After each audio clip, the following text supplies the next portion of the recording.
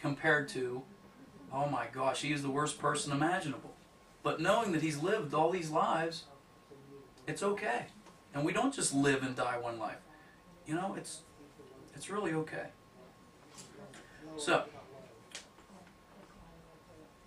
I just read something the other day that that's why we're supposed to be thankful for the struggles that we go through, because they actually raise you. Yeah, exactly. That's what it is. Yeah.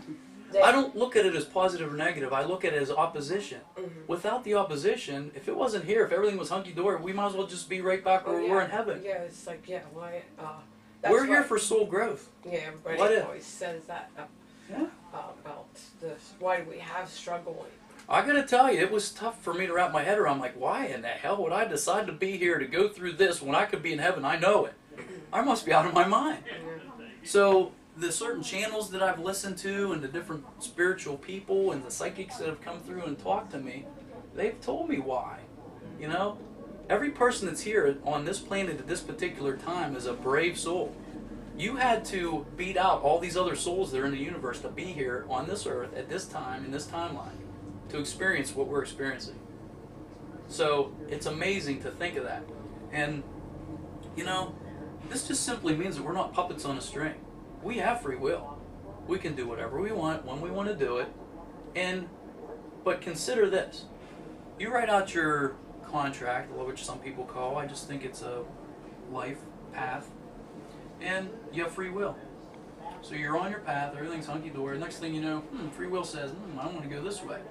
All of a sudden, things get uncomfortable for you. And the universe is kicking you back in the butt to send you back on your path again. Well, don't you think that your higher self, or this spirit self that's outside of here, knows best? And you already filled out this contract anyway. You know that what you're here for this time. If you go off your path, you're not learning the lessons you came here for. And it's okay. You're allowed, because that's free will. You'll just come back next time and do it again.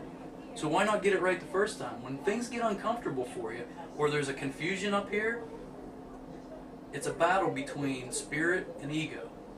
Always. And you don't want to get rid of ego like some people suggest. That's where you get your knowing. That's who you are this time around. That's what you brought with you. Cellularly, the DNA, everything. It comes. That's how energy works. And it follows you through all the years. That's why other people have other gifts. You know, they've lived here maybe longer, or they're at a higher soul growth than some people. And it explains all this simplicity that I'm speaking of. Some of it sounds like, wow, that's really out there. But it's so simple.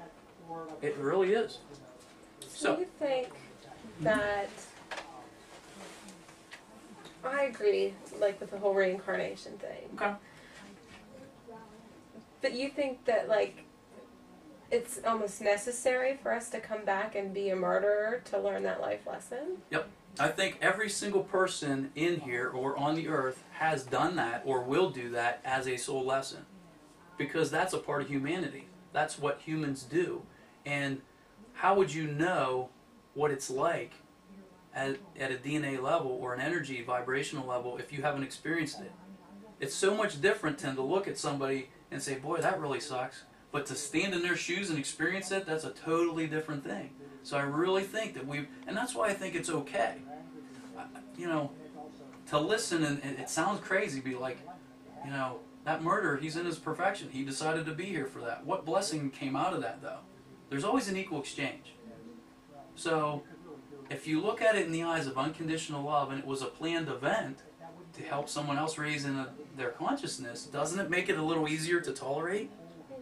If you look at it in that way, then you're at a higher dimensional awareness. Because 3D would never believe that as a blessing. They'd think, oh my God, that's terrible, oh my goodness. The higher up you go, and the reason I'm saying higher or lower doesn't mean the higher people are better. It just means you're a different soul growth. It's just different. And the way we have a limitation with language, I'm saying that, you know, it's not better, it's just a different place. Okay? Any other questions? I had a question about deja vu too. Yeah. So if you experience a lot of deja vu, do you think that means you're on the right path or the wrong path? I think that you're tapped in to the higher awareness of yourself, but you just don't realize it. And I think that you've probably done this before. This happened to me the other day. I was thinking about it, like, boy, I haven't had deja vu for a long time, and then I've experienced it. I just started giggling, thinking, I know how I played this out the last time. If I say this, she's going to say that, and so of course I didn't do that because I knew what was going to happen. So I learned a different lesson just by it popping into my head at that time. So I think the reason deja vu happens is we get that veil that I was talking about. I think we, kind of go around it sometimes, and probably not meant to at that particular time, because like I said, if the veil wasn't there and we knew exactly who we were, we wouldn't want to be here. I know I would. I'd be out of here. So that's how I view it. What if thought became reality? What if everything you thought could manifest right in front of you? What if? We'd spend a lot of time cleaning up our own messes. Mm-hmm. What if the only thing that stopped us from manifesting things right in front of us is the belief that we couldn't do it? Because thought becomes reality. Somebody told you at one time, you can't do this. So guess what? It was your mom, and since they had such an influence on you, oh, well, my mom said I can't do that, I can't do that. But what if, just what if, you thought that you could, and therefore it would manifest? Is that how miracles work? I mean, how does prayer work? Intention, exactly. So, a whole congregation of people go to one place at one particular time and with the same intent to pray for this particular person. It's not the church, the building, that the miracle arises from, or the religion. It's the people, the power of the people with that intent, because we are God-like people. And our intention is, let me pray for this person, and therefore they'll be healed. And that's how miracles happen. The more people that devote one intent or one thought at one time, I mean, there's been research into this, and this works. So, what if?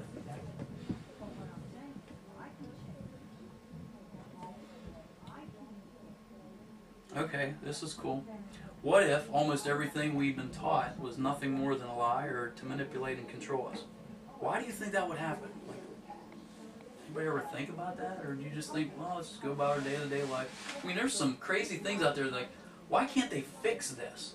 We can put a guy on the moon, but we can't have 50 gallon, miles per gallon.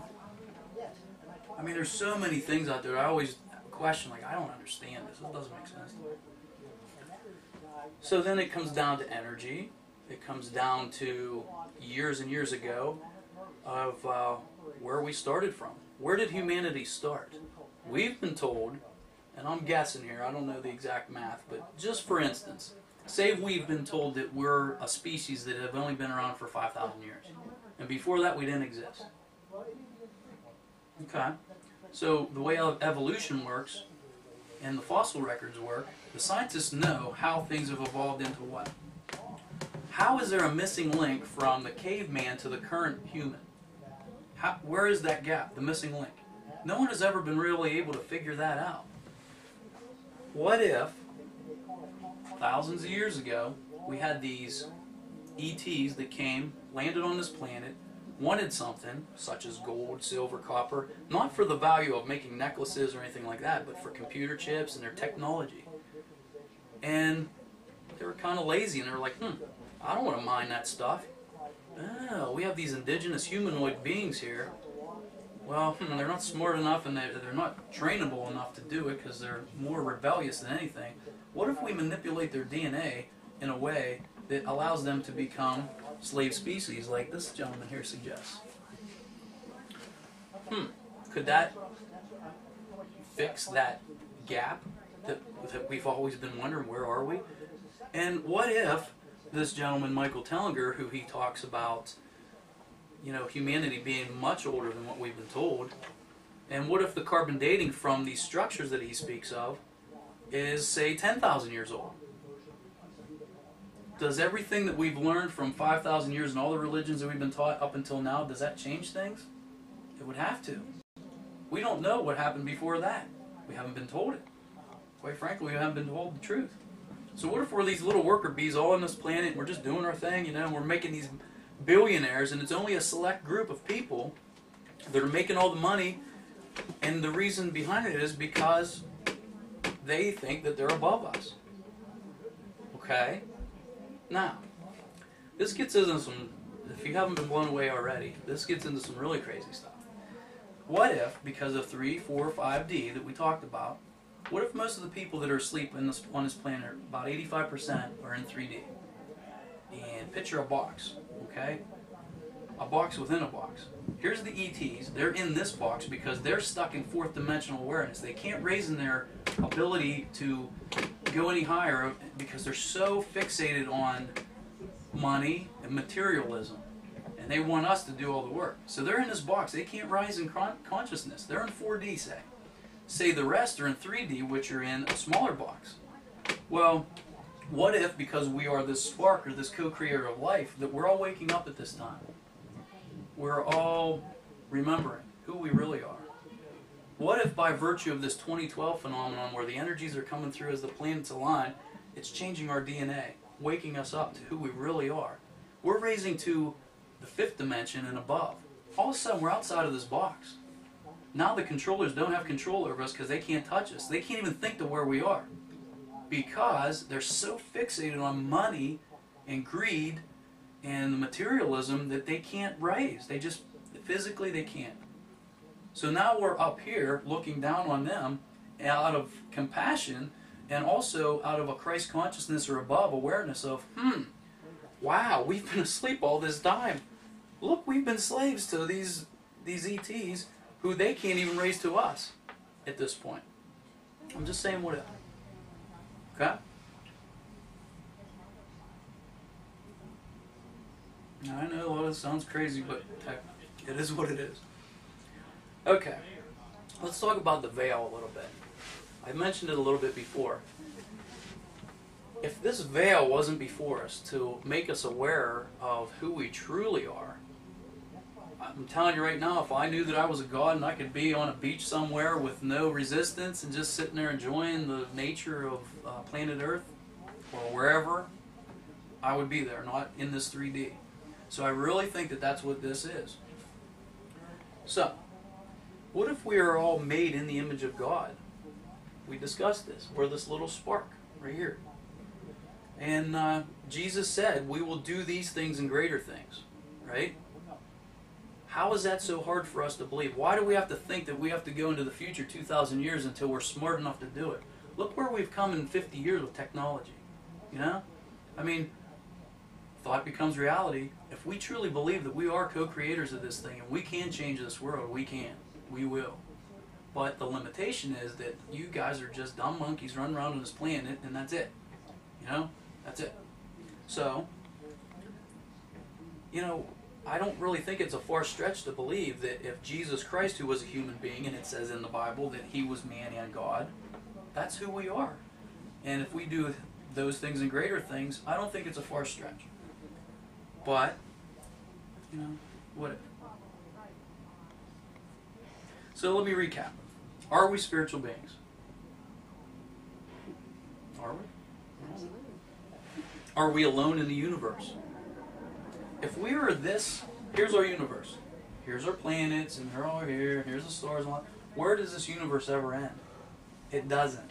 It just keeps on expanding, and that's what consciousness does. It creates, it co-creates, it expands, it gets bigger and bigger and bigger. So, if we're here, and there's ETs and other intelligent beings everywhere else, why could they not come here? Why could they not have a technology 1,000 years in advance